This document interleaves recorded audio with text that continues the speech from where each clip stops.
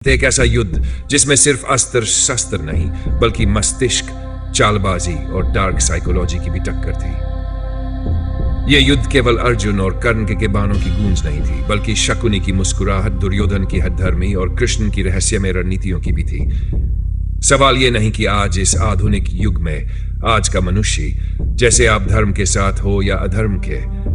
सवाल यह है, आप अर्जुन जैसे भ्रम में हो या शकुनी जैसे शातिर खेल में। राजमहल की सभा में गूंजती हंसी, डाइस यानी पासा फेंकता एक बूढ़ा मामाजी। शकुनी पासा हाथ में है लेकिन चाल दिमाग में है। दुर्योधन के चेहरे पर जीत की मुस्कान है और धर्मराज युधिष्ठिर अपने ही भाइयों को दांव पर लगा चुके हैं। सिर्फ एक पासा और महाभारत की पटना बदल जाती है। डार्क साइकोलॉजी इंसर्ट, भावनात्मक ब्लैकमेल। शकुनी ने कभी तलवार नहीं उठाई, लेकिन पूरे युद्ध का सबसे बड़ा मास्टरमाइंड वही था। कैसे?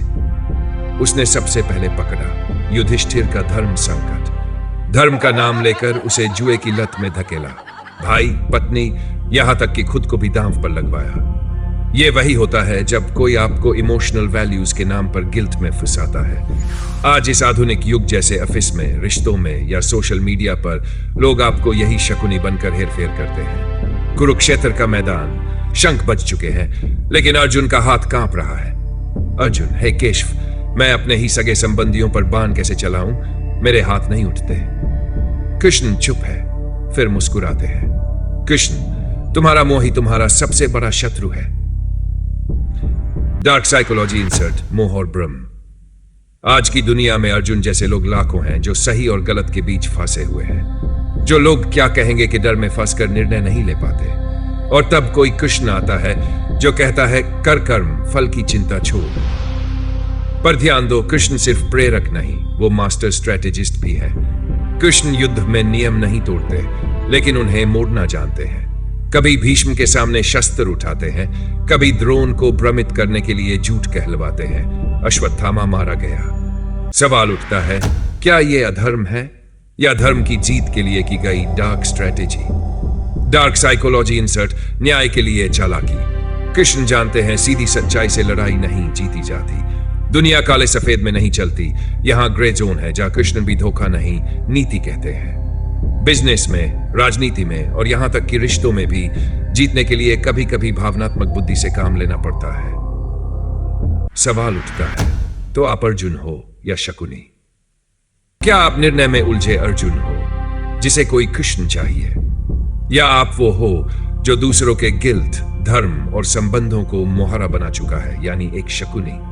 या फिर क्या आप वो बनने की कोशिश कर रहे हो जो सब समझता है, सब देखता है और सही समय पर चाल चलता है, कृष्ण?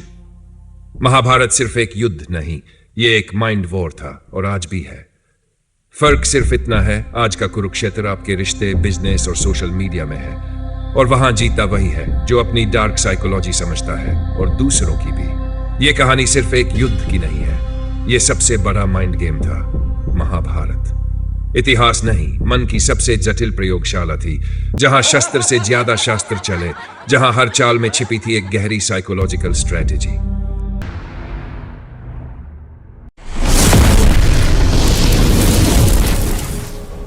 क्या आपको लगता है कि महाभारत सिर्फ एक युद्ध था, तलवारों और बाणों की एक सामान्य लड़ाई, या फिर अच्छाई और बुराई के बीच का संघर्ष? अगर हां, तो शायद आप अब तक उस सबसे खतरनाक सच्चाई से अनजान हैं जो इतिहास के पन्नों के पीछे छुपी है। महाभारत सिर्फ युद्ध नहीं था, ये एक माइंड लैब थी, एक ऐसा साइकोलॉजिकल वॉर जोन जहां हर कदम एक स्ट्रेटेजिक मूव था, हर शब्द एक वेपन और हर निर्णय एक परसेप्शन गेम। कल्पना करो, एक ऐसा युद्ध जहां तलवारें नहीं बल्कि माइंड ट्रैप्स चलते थे, जहां जीतने के लिए इमोशनल कंडीशनिंग, कॉग्निटिव डिसोनेंस और बिहेवियरल एक्सप्लॉयटेशन जैसी तकनीकों का इस्तेमाल हो रहा था। श्री कृष्ण सिर्फ एक ईश्वर नहीं बल्कि माइंड कंट्रोल और स्ट्रेटेजिक इन्फ्लुएंस के ग्रैंड मास्टर थे। शकुनी सिर्फ एक चालाक मामू नहीं बल्कि डिसइंफॉर्मेशन और मैनिपुलेटिव साइकोलॉजी का जिंदा उदाहरण था। दुर्योधन एक क्लासिक केस था नार्सिसिस्टिक मैनिपुलेशन का। भीष्म और कर्ण इमोशनल गिल्ट ट्रैप्स के अंदर जकड़े हुए पॉन्स थे। और द्रौपदी, उसका अपमान सिर्फ एक सामाजिक अपराध नहीं बल्कि ट्रॉमा वेपनाइजेशन की सबसे भयानक मिसाल थी। महाभारत के ये पात्र कोई साधारण लोग नहीं थे, ये आर्chetypes थे जिनकी स्ट्रेटेजिक साइकोलॉजी आज भी हमारे आसपास एक्टिव है। राजनीति, जहां पावर डायनामिक्स रोजाना रची जाती है। बिजनेस, जहां साइकोलॉजिकल फ्रेमिंग से डिसीजंस इन्फ्लुएंस्ड होते हैं। रिलेशनशिप्स, जहां इमोशनल ब्लैकमेल एक नया नॉर्म बन चुका है। और सोशल मीडिया, जहां एल्गोरिथमिक मैनिपुलेशन से हर दिन हमारी सोच को मोड़ा जा रहा है। जो लोग इन माइंड गेम्स को पहचान लेते हैं वो विनर्स बनते हैं। जो नहीं पहचानते वो किसी और की स्टोरी लाइन में विलन बना दिए जाते हैं। अगर आप भी मैनिपुलेशन, पावर प्ले और डीप साइकोलॉजिकल ट्रिगर्स को डिकोड करना चाहते हैं तो इस वीडियो को एंड तक जरूर देखें। हम आपको बताएंगे उन हिडन साइकोलॉजिकल वेपन्स के बारे में जो न सिर्फ महाभारत में चले बल्कि आज भी आपके इर्द गिर्द काम कर रहे हैं। और हां, अगर आपको ये वीडियो पसंद आए तो इसे लाइक जरूर करें, अपने दोस्तों के साथ शेयर करें, और अगर आप इसी तरह की और माइंड ब्लोइंग साइकोलॉजिकल एनालिसिस चाहते हैं तो हमारे चैनल को सब्सक्राइब करना मत भूलिए। कमेंट में जरूर बताइए कि महाभारत का कौन सा किरदार आपको सबसे ज्यादा फैसिनेटिंग लगता है और क्यों।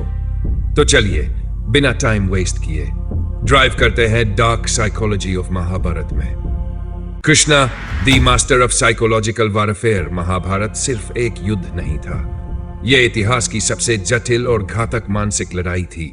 यहां तलवारें नहीं सोचें टकराई, यहां तीरों से नहीं भावनाओं से घायल किया गया। और इस पूरे युद्ध में अगर कोई सबसे बड़ा माइंड गेम प्लेयर था तो वह थे श्री कृष्ण। ना उनके पास कोई सेना थी, ना कोई हथियार, फिर भी उन्होंने पूरे युद्ध का परिणाम बदल दिया। क्यों? क्योंकि वो सिर्फ ईश्वर नहीं थे, वो मास्टर थे साइकोलॉजिकल वॉरफेयर के। उनकी असली ताकत थी मानव मन की गहरी समझ। वे जानते थे लोग कैसे सोचते हैं, कैसे महसूस करते हैं और कैसे उनके दिमाग को इस तरह मोड़ा जा सकता है कि वो वही करे जो उनसे करवाना हो। आज की साइकोलॉजी इसे कहती है emotional manipulation, cognitive reframing, mind control और डीप परसेप्शन इंजीनियरिंग। कृष्णा ने इन सभी टूल्स का इस्तेमाल किया, हर मोड पर, हर चाल में। जब अर्जुन युद्ध भूमि में अपने ही गुरुओं, भाइयों और रिश्तेदारों को सामने देख टूट गया, जब उसने अपने हथियार गिरा दिए, कहा मैं ये युद्ध नहीं कर सकता, तब कृष्णा ने किया माइंड रिवायर, एक शक्तिशाली कॉग्निटिव शिफ्ट। उन्होंने कहा यह सिर्फ रिश्तों की लड़ाई नहीं, यह धर्म की रक्षा का यह यज्ञ है। आत्मा अमर है, शरीर नाशवान, और जो नाशवान है उस पर शोक करना मूर्खता है। उन्होंने अर्जुन को सिखाया निष्काम कर्म कर्म करो, फल की चिंता मत करो। यह था माइंड रीप्रोग्रामिंग का शुद्ध उदाहरण, और अर्जुन फिर से उठा लड़ने के लिए तैयार हो गया। लेकिन खेल वहीं नहीं रुका। कृष्ण हर किरदार के दिमाग में उतर चुके थे। कर्ण, जो हमेशा सूतपुत्र कहलाकर अपमानित हुआ, जिसके अंदर जलता था प्रूव करने का जुनून, कृष्ण ने उसी जगह वार किया। युद्ध से ठीक पहले बताया, तुम कुंती के पुत्र हो। एक ही वाक्य और कर्ण का माइंड टूट गया। उसके अंदर शुरू हुआ मॉरल कॉन्फ्लिक्ट, क्या वह सही पक्ष के लिए लड़ रहा है या? कृष्ण ने और आगे वार किया, उसे गिल्ट में डुबो दिया। बोले, तेरी मां वर्षों से रो रही है, तेरा असली परिवार तुझसे दुखी है। यह था गिल्ट मैनिपुलेशन का क्लासिक केस। कर्ण अंत तक दुर्योधन के साथ रहा, पर मानसिक रूप से वो लड़ाई हार चुका था। और फिर आया वो मोमेंट जब द्रोणाचार्य अपराजेय बन चुके थे। कृष्ण ने एक और माइंड ट्रैप बिछाया, युधिष्ठिर से कहलवाया, अश्वत्थामा मारा गया, फिर धीरे से जोड़ा, हाथी।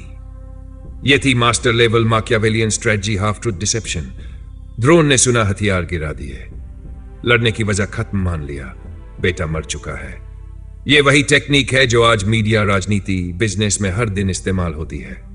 अब बात दुर्योधन की, एक क्लासिक नर्सिसिस्ट जिसे अपने बल पर घमंड था। कृष्ण ने इस कमजोरी को पढ़ा और भीम से गदा युद्ध के वक्त सिर्फ इशारा किया, जंघा पर वार करो।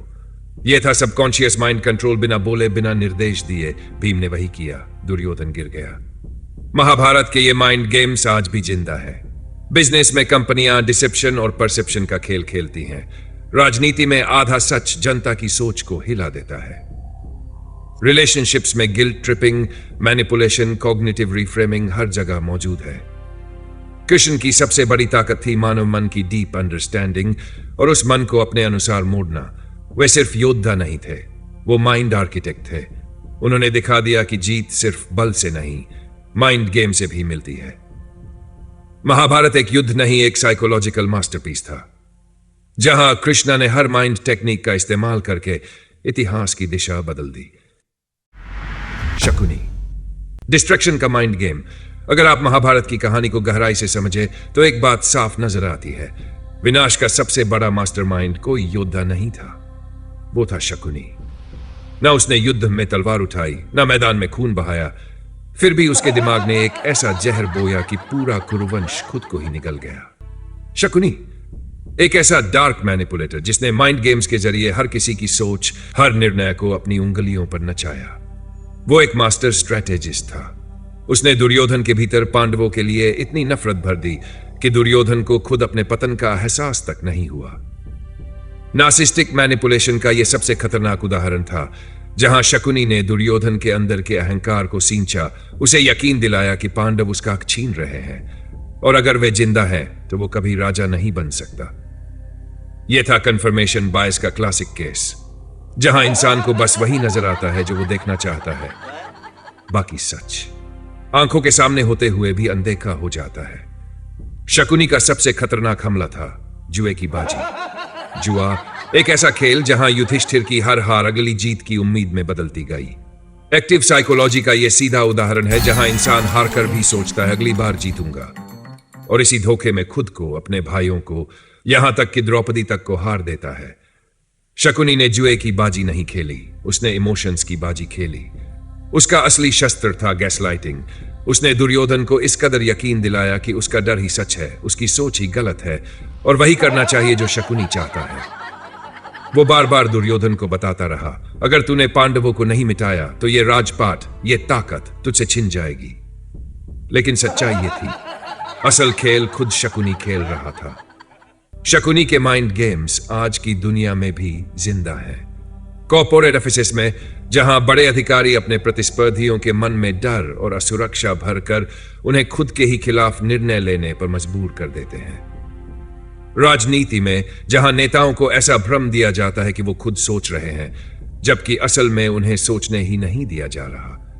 महाभारत में शकुनी ने सिर्फ युद्ध नहीं करवाया, उसने पूरे कौरव साम्राज्य को साइकोलॉजिकल कंट्रोल में ले लिया था।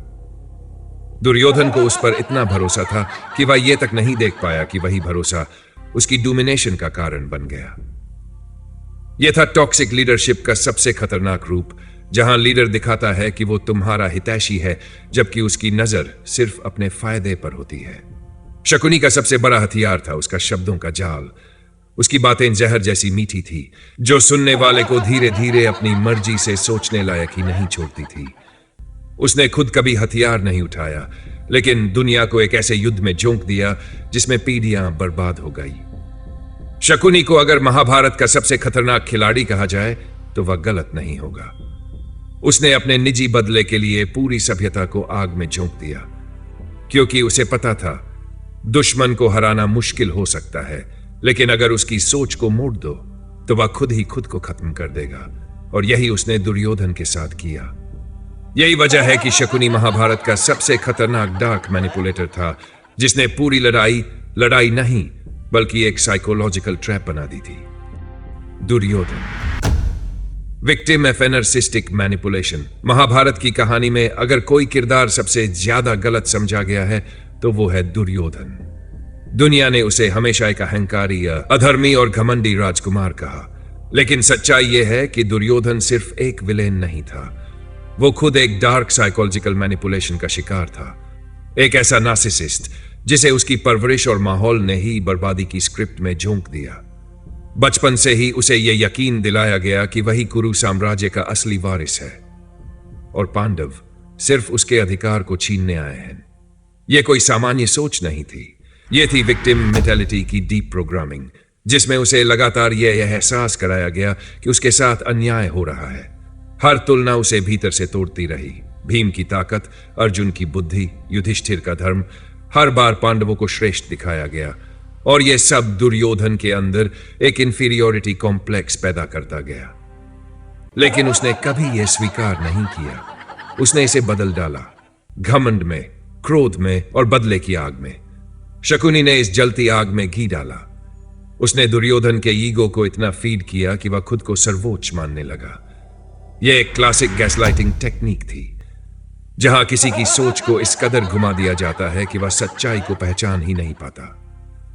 शकुनी ने दुर्योधन को यह यकीन दिलाया कि पांडव उसके अस्तित्व, सत्ता और सम्मान के लिए सबसे बड़ा खतरा है। जब उसने इंद्रप्रस्थ की समृद्धि देखी, जब उसने देखा कि युधिष्ठिर को सम्राट बना दिया गया, तब उसके अंदर उठी ईर्ष्या। एक साधारण जलन नहीं थी, वो थी नार्सिसिस्टिक इंजरी, एक ऐसा मनोविकार जिसमें व्यक्ति जब खुद को दूसरों से कमतर महसूस करता है तो वो अंदर से टूटता नहीं, बल्कि क्रोध, हिंसा और बदले की आग में जल उठता है। राजसूय यज्ञ के समय उसका अहंकार बुरी तरह घायल हुआ। उसने महसूस किया अगर पांडवों को रोका नहीं गया तो उसका सम्मान, उसकी सत्ता, सब खत्म हो जाएगा। और तब शकुनी ने उसे एक मनोवैज्ञानिक जाल में फंसा दिया, द्यूत क्रीडा, जहां उसे जीत की गारंटी दिखाई दी, पर असल में वो एक मैनिपुलेटिव ट्रैप था। जुए में पांडवों की हार और द्रौपदी का अपमान, इसने केवल पांडवों को नहीं बल्कि खुद दुर्योधन को भी बर्बादी की ओर धकेल दिया। दुर्योधन की सबसे बड़ी त्रासदी यही थी, वो कभी खुद को गलत मानने को तैयार नहीं हुआ। यह था क्लासिक नार्सिसिज्म, जहां व्यक्ति अपनी गलती की जिम्मेदारी नहीं लेता बल्कि हर बार दूसरों को दोषी ठहराता है। जब कृष्णा शांति प्रस्ताव लेकर आए तो उसने इसे भी अपने ईगो पर हमला माना। वो सोचने लगा कि अगर पांडवों को 5 गांव भी दे दिए तो ये उसकी हार होगी। ये थी ईगो ड्रिवन सेल्फ डिस्ट्रैक्शन, जहां इंसान अपने अहंकार को बचाने के लिए तार्किकता, भविष्य और पूरे वंश की कीमत चुका देता है। कृष्णा ने उसे समझाया, लेकिन दुर्योधन ने खुद को भगवान से भी ऊपर समझ लिया। यह था इल्यूजन ऑफ सुपीरियोरिटी, जहां व्यक्ति को यह भ्रम हो जाता है कि वो हर किसी से बेहतर है, भले ही सच्चाई कुछ और कह रही हो। महाभारत के युद्ध में जब उसके सेनापति मारे गए, जब उसके भाई युद्ध भूमि में गिर पड़े, तब भी वह हार स्वीकार नहीं कर सका। यह था नार्सिसिस्टिक डिनायल, जहां व्यक्ति सच को मानने के बजाय अपने ही बनाए हुए झूठ में जीना पसंद करता है। और जब भीम ने उसकी जांघ तोड़ी, वह जमीन पर पड़ा था, हारा हुआ था, फिर भी वह खुद को विजेता मानने की कोशिश करता रहा, क्योंकि अब तक उसका अहंकार ही उसकी सोच को कंट्रोल कर रहा था। दुर्योधन की सबसे बड़ी हार युद्ध में नहीं हुई, वो तो बहुत पहले ही हार चुका था अपने मन की लड़ाई में। दुर्योधन की कहानी हमें एक गहरा सबक देती है। जब इंसान सच को स्वीकारने के बजाय अपने भ्रम, ईगो और मैनिपुलेशन में जीना शुरू कर दे तो वो खुद अपने ही विनाश का कारण बन जाता है। आज की दुनिया में भी ऐसे लोग हर जगह हैं, राजनीति, बिजनेस, रिश्तों में, जो अपने ही नार्सिसिज्म की वजह से सच को अनदेखा करते हैं और अंत में खुद को बर्बाद कर लेते हैं। क्योंकि असली हार तब होती है जब मन स्वीकार करना बंद कर देता है। अगर आपको यह कहानी पसंद आ रही हो तो लाइक और सब्सक्राइब जरूर कीजिएगा, क्योंकि अगला हिस्सा और भी ज्यादा चौंकाने वाला होगा। दी गिल्ट मैनिपुलेशन। भीष्म और कर्ण महाभारत के इतिहास में अगर सबसे त्रासदीपूर्ण मनोवैज्ञानिक शिकार खोजा जाए तो 2 नाम सबसे पहले आते हैं, भीष्म और कर्ण। ये सिर्फ योद्धा नहीं थे, ये मानसिक युद्ध के कैदी थे, शिकार थे एक अदृश्य लेकिन बेहद खतरनाक रणनीति के गिल्ट मैनिपुलेशन। गिल्ट मैनिपुलेशन एक ऐसी मानसिक जाल है जहां व्यक्ति को उसके अपने ही वचन, कर्तव्य और भावनाओं की जंजीरों में इस हद तक बांध दिया जाता है कि वो अपने ही खिलाफ फैसले लेने लगता है। भीष्म हस्तिनापुर के सबसे शक्तिशाली योद्धा, लेकिन उनका सबसे बड़ा शत्रु कोई बाहरी शक्ति नहीं थी, वह था उनका दिया हुआ वचन। जब उन्होंने अपने पिता शांतनु के लिए आजीवन ब्रह्मचर्य और हस्तिनापुर की रक्षा का प्रण लिया, उसी क्षण वह प्रतिज्ञा एक माइंड ट्रैप बन गई। यही प्रण कौरवों के लिए एक साइकोलॉजिकल वेपन बन गया। कई बार भीष्म ने महसूस किया कि दुर्योधन अधर्म की ओर जा रहा है। उनकी अंतरात्मा चीख उठती थी, लेकिन हर बार उनका वचन एक मेंटल प्रोग्रामिंग की तरह उन्हें रोक लेता। द्रौपदी चीरहरण के समय भी भीष्म जानते थे यह अन्याय है, फिर भी वे चुप रहे। क्यों? क्योंकि वो फंस चुके थे एक मोरल गिल्ट ट्रैप में, एक ऐसा जाल जिसमें व्यक्ति सही और गलत समझते हुए भी गलत का साथ देता है, सिर्फ इस डर से कि कहीं वो अपने कर्तव्य का उल्लंघन न कर दे। अब बात कर्ण की। उसका दर्द इस गिल्ट मैनिपुलेशन को एक और स्तर पर ले जाता है। कर्ण को बचपन से यह यकीन दिलाया गया, तू सूत पुत्र है, तेरा कोई सामाजिक मूल्य नहीं। और दुर्योधन, उसने इस इंफीरियोरिटी कॉम्प्लेक्स को देखा और उसे एक मौका बना लिया। दुर्योधन ने कर्ण को सम्मान दिया, जगह दी, भाई कहा, लेकिन इस दोस्ती के पीछे छिपा था लॉयल्टी गिल्ट मैनिपुलेशन। कर्ण को यह यकीन दिला दिया गया कि उसकी सबसे बड़ी जिम्मेदारी दुर्योधन के प्रति है, चाहे वह धर्म पर हो या अधर्म पर। जब कृष्ण ने कर्ण को उसका सच बताया कि वह पांडवों का भाई है, तो कर्ण के पास मौका था अपना पक्ष बदलने का, लेकिन वह नहीं बदला। क्यों? क्योंकि वह खुद को इस तरह मेंटली कंडीशन कर चुका था कि अगर वह दुर्योधन का साथ छोड़ेगा तो वह एक विश्वासघाती कहलाएगा। यह इमोशनल ब्लैकमेलिंग का सबसे खतरनाक रूप था। महाभारत के युद्ध में जब कर्ण को सच पता चला कि वह कुंती का पुत्र है, तो उसके सामने दो रास्ते थे। एक, धर्म का साथ दे, दूसरा, उस दोस्त के प्रति वफादार रहे जिसने उसे समाज में स्थान दिया। और कर्ण ने चुना अधर्म। क्यों? क्योंकि वह डर रहा था उस इज्जत को खोने से जो उसे जीवन भर सिर्फ एक इंसान से मिली थी। भीष्म और कर्ण दोनों महान योद्धा थे, लेकिन दोनों ही मानसिक मैनिपुलेशन का शिकार बने। भीष्म वचन गिल्ट के कारण, कर्ण वफादारी गिल्ट के कारण। यह महाभारत का सबसे गहरा साइकोलॉजिकल लेसन है। अगर कोई व्यक्ति इतना फंस जाए कि वह सही और गलत का निर्णय न ले पाए, तो उसका पतन तय है। आज के जमाने में भी यह मैनिपुलेशन हर जगह है।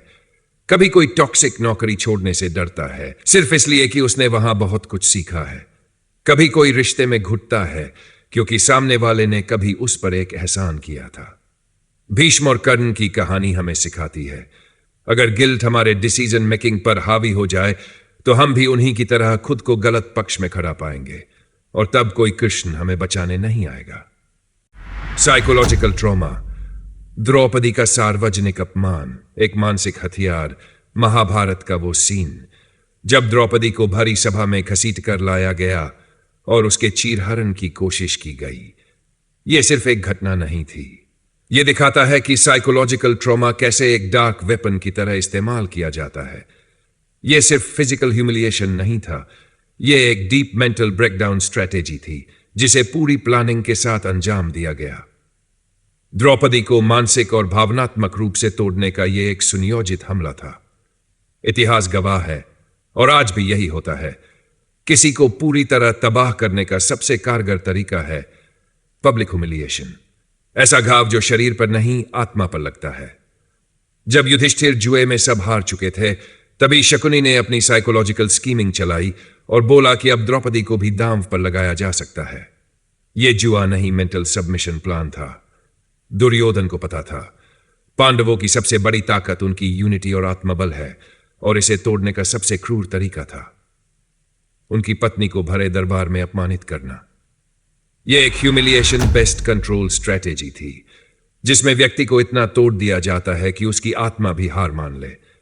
जब द्रौपदी को सभा में घसीटा गया, तो यह सिर्फ एक महिला के साथ अत्याचार नहीं था, यह साइकोलॉजिकल वॉरफेयर था। दुर्योधन और दुशासन ने मिलकर यह सुनिश्चित किया कि उसकी गरिमा को जमीन पर रगड़ दिया जाए।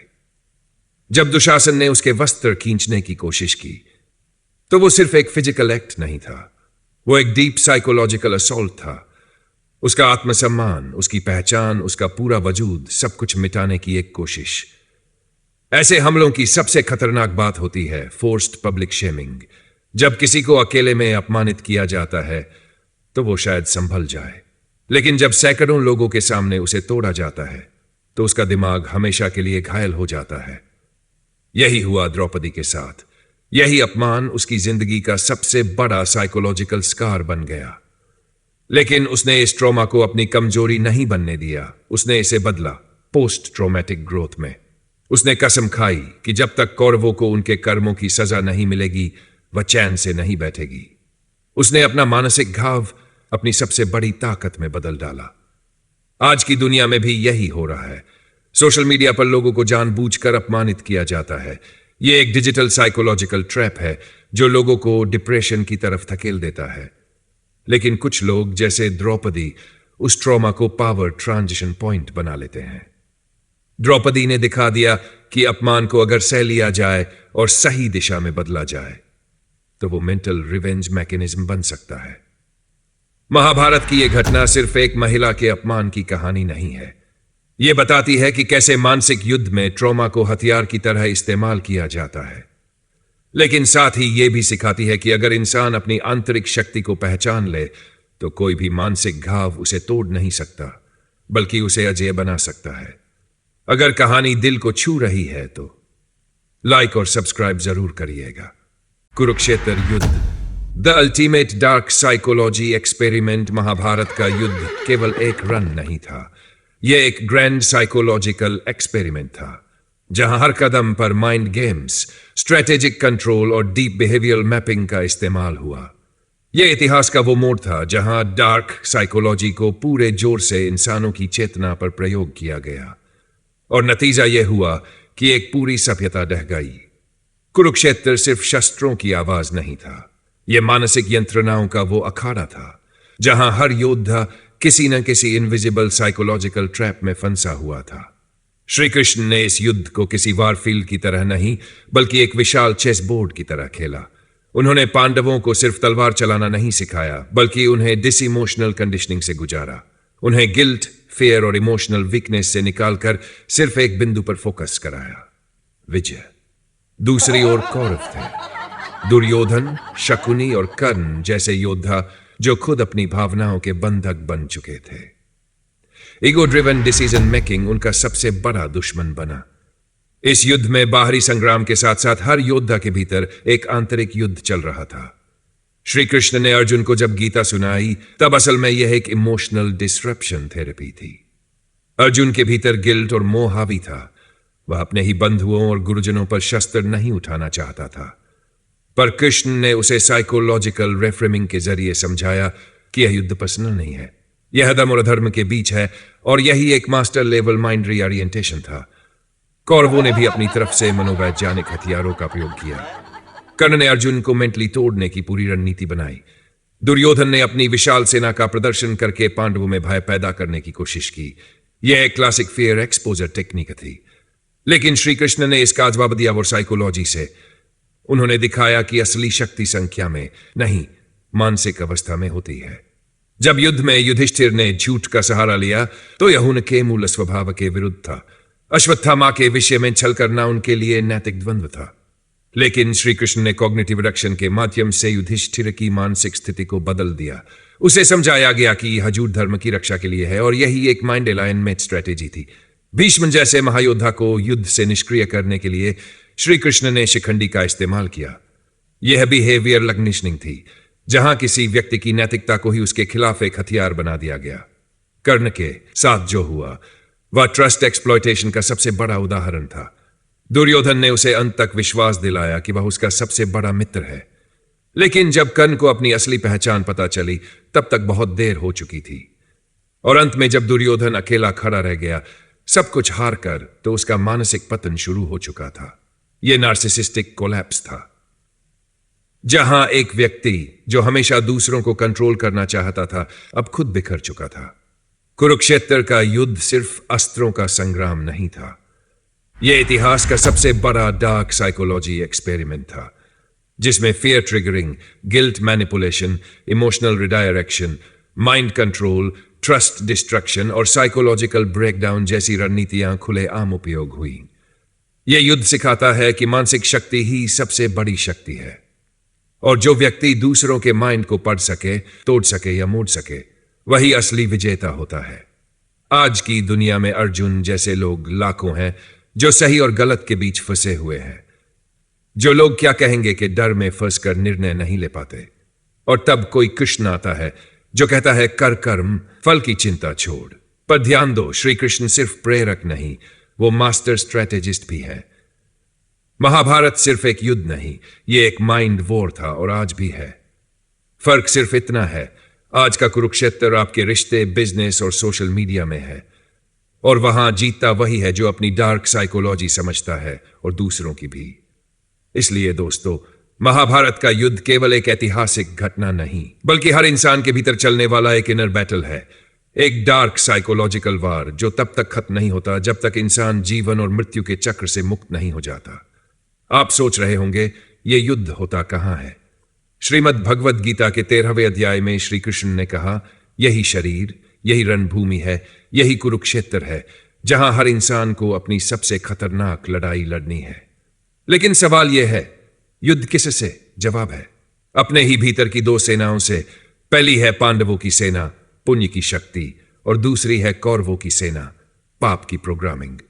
ये दोनों सेनाएं हमारे मन, हमारी चेतना और हमारी इच्छाओं में छुपी है, और हर दिन ये मनोवैज्ञानिक संघर्ष चलता रहता है। अब आइए बात करते हैं उस योद्धा की जो हमारे भीतर मौजूद है, अभिमन्यु यानी अभिमन।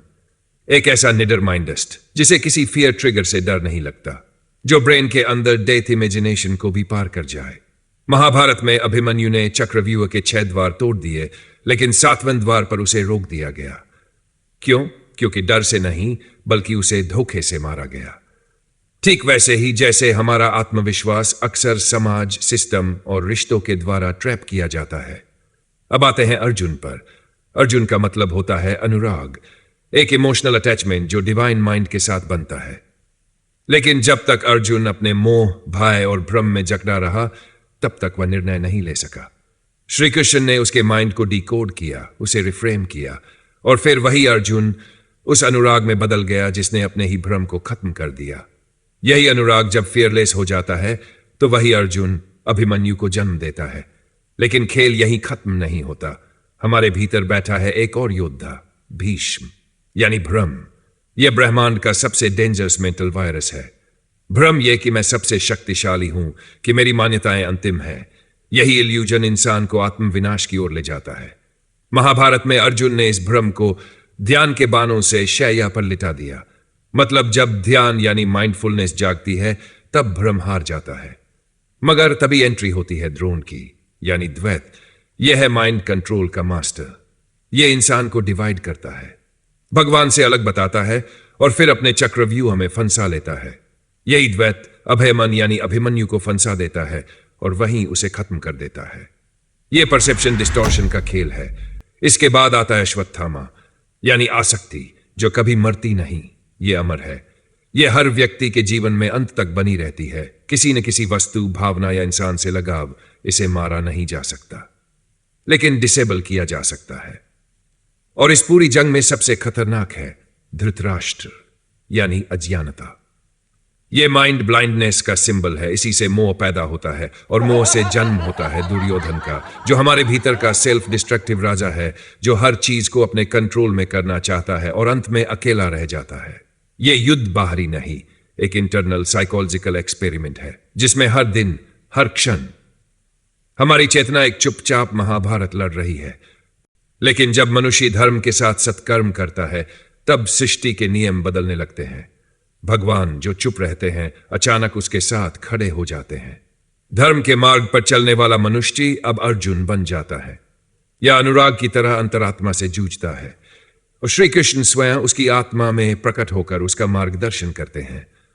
उसके हृदय में जो वर्षों से चुप था, अब एक युद्ध की आग जलती है। यह आग उस पापी सेना से है जो बाहर नहीं, भीतर बैठी है, और भगवान उसे प्रेरित करते हैं, लड़, जीत और अंततः मुक्त हो। दोस्तों, इस पृथ्वी पर भोग के अनगिनत साधन हैं, लेकिन जब आत्मा इन सब से ऊब जाती है, जब उसे इनके पीछे की नश्वरता दिखाई देने लगती है, तब वह पुकारती है, और भगवान श्री कृष्ण को वह पुकार सुननी पड़ती है, क्योंकि वह पुकार अब मौन नहीं, आत्मा की चीख होती है। भगवान कहते हैं, हे अर्जुन, जिसने मुझे पहचान लिया वही सच्चा ज्ञानी है। ऐसा भक्त भगवान के सिवा कुछ नहीं चाहता, उसे बस परमात्मा का निष्काम प्रेम चाहिए। यही गीता हमें सिखाना चाहती है। इसलिए गीता हम सब तक पहुंची, वरना यह केवल अर्जुन तक सीमित रह जाती। ध्यान रखना, गीता केवल एक धर्म ग्रंथ नहीं, यह चेतना का युद्ध है। इसका स्थान हर धर्म से ऊपर है। यह हर समय, हर परिस्थिति में, हर मनुष्य के लिए प्रासंगिक है। भगवान श्री कृष्ण का संदेश केवल हमारे जीवन की राह नहीं दिखाता, यह हमारी आत्मा को, हमारे अस्तित्व के अंतिम सत्य ईश्वर से मिलन तक ले जाता है। पर अफसोस, हम महाभारत को केवल एक कहानी समझ लेते हैं, जबकि असल में यह युद्ध हर किसी को लड़ना है, मोह को खत्म करना है, भीतर की उस आवाज को सुनना है जो सालों से दबाई गई है। जब मनुष्य टूटता है, हारा हुआ महसूस करता है, जब वह दुख और करुणा के अंधकार में भटक रहा होता है, तभी अचानक श्रीमद् भगवद गीता की कोई पंक्ति उसकी रात का सहारा बन जाती है, और आपको यह भी पता नहीं चलता कब वही शब्द आपको शांत कर सुला देते हैं। दोस्तों, उम्मीद है कि गीता का यह सारांश आपकी आत्मा को छू पाया होगा। यदि वीडियो ने आपका दिल छुआ तो इसे दिल से लाइक और सब्सक्राइब जरूर करें। राधे राधे, श्री कृष्णा।